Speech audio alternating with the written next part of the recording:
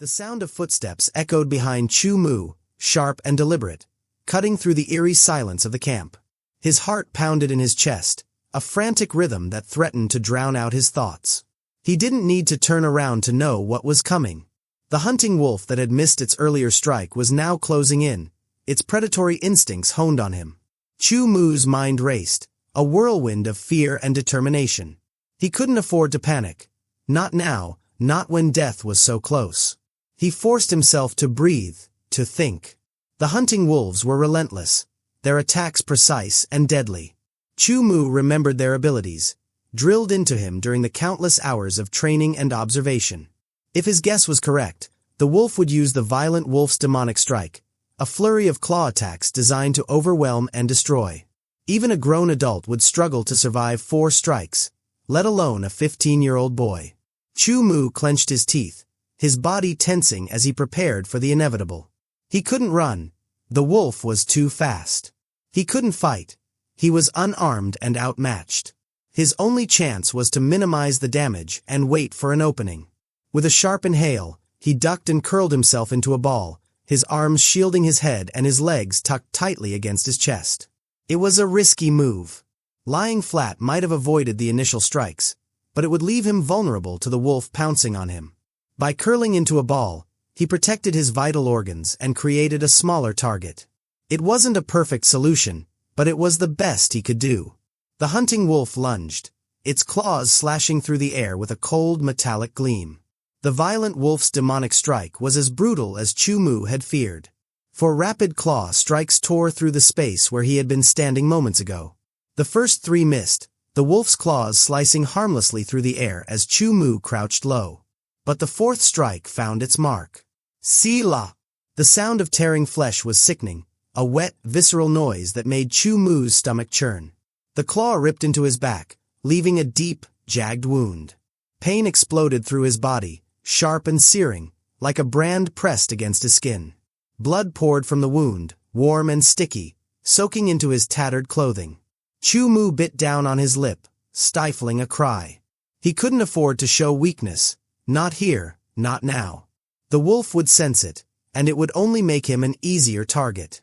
He forced himself to stay still, to endure the pain, even as his vision blurred and his body trembled. The wolf paused, its chest heaving as it prepared for another attack. This was Chu Mu's chance. With a surge of adrenaline, he pushed himself to his feet and bolted, his legs pumping as he sprinted toward the edge of the camp. The wolf snarled behind him, but he didn't look back. He couldn't. His only focus was survival. The camp was a nightmare come to life. The ground was slick with blood, the air thick with the metallic tang of death. Bodies lay scattered across the field, small and broken, their lifeless eyes staring up at the sky. The rain had started to fall, a cold, relentless drizzle that washed away the blood but did nothing to cleanse the horror of what had happened. Chu Mu's breath came in ragged gasps, his lungs burning as he ran. His back throbbed with every step, the wound pulsing in time with his heartbeat. He could feel the blood dripping down his spine, pooling at the base of his back. But he didn't stop. He couldn't stop. The sound of clapping echoed through the camp, sharp and mocking. Chu Mu skidded to a halt, his chest heaving as he turned to face the source of the noise. The foremen stood at the edge of the field, their faces impassive as they surveyed the carnage. The middle-aged man in the lead, the one who had orchestrated this massacre, stepped forward, a cruel smile twisting his lips. "Congratulations," he said, his voice dripping with sarcasm. "You've survived. For now." Chu Mu's hands clenched into fists, his nails digging into his palms. He wanted to scream, to lash out, but he knew it would be pointless. The foremen were untouchable, their power absolute. All he could do was stand there, his body trembling with exhaustion and pain, and listen. "Starting tomorrow, you'll be free to explore the island," the man continued, his tone casual, as if he were discussing the weather rather than the lives of the children before him. "There are countless soul pets here, waiting to be tamed. Choose wisely. In 3 months, you'll face a decisive duel. The top 10 will be sent to another island for further training. The rest," he paused, his smile widening. "Well, let's just say the sharks will be well fed." The children around Chu Mu paled, their faces etched with fear and despair. The man's words were a death sentence, a reminder that their survival was temporary, a fleeting reprieve before the next wave of horrors.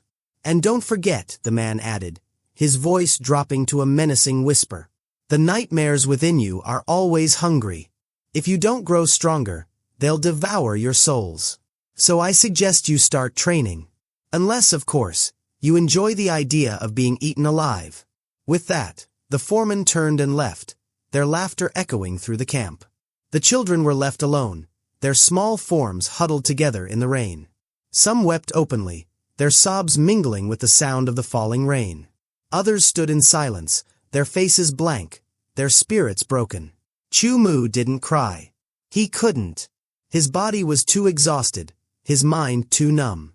He stared at the ground, his thoughts a chaotic jumble of fear, anger, and determination. He had survived today, but he knew the worst was yet to come.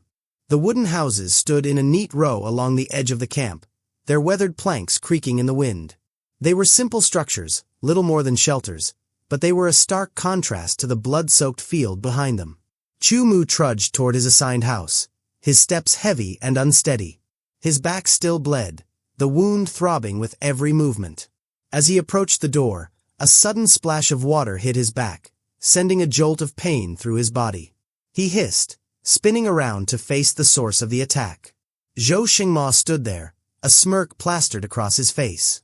"What luck you have," Zhou sneered, his voice dripping with mockery.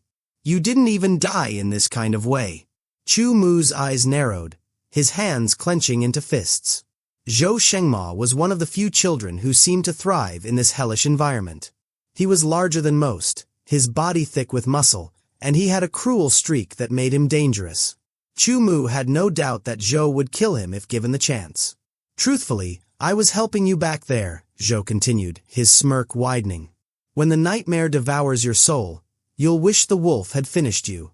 At least then it would have been quick." Chu Mu didn't respond. He turned and pushed open the door to his wooden house, stepping inside and slamming it shut behind him.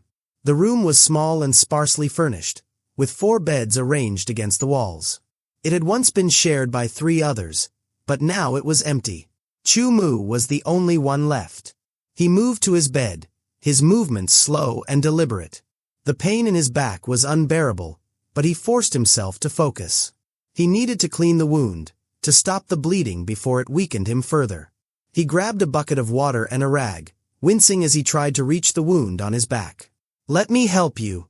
The voice startled him, and he spun around, his body tensing. Tingyu stood in the doorway, her small frame silhouetted against the dim light. She was drenched from the rain, her hair plastered to her face, but she looked unharmed.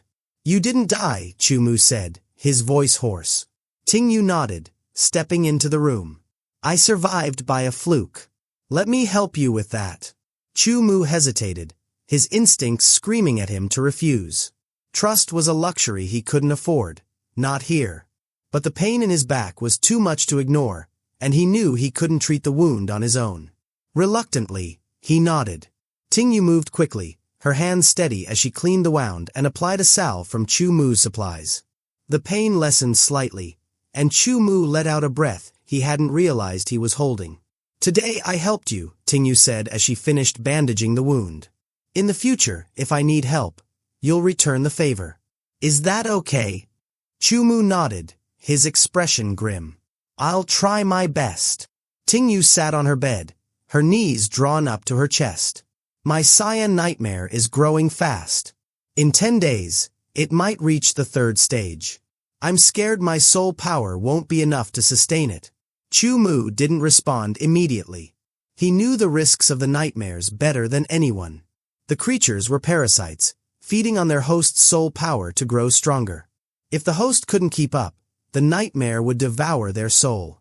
"Try your best," Chu Mu said finally. "If you don't want to die, you have to get stronger." Tingyu nodded, but her expression was troubled. "I feel like you're not even worried. Are you confident you'll survive?" Chu Mu's lips twisted into a bitter smile. "I'm not confident. But I don't have a choice." The truth was, Chu Mu's situation was far worse than Tingyu realized. While the others had cyan nightmares, Chu Mu harbored a white nightmare, a far more dangerous and insatiable creature. Its growth was exponential, and its hunger was relentless.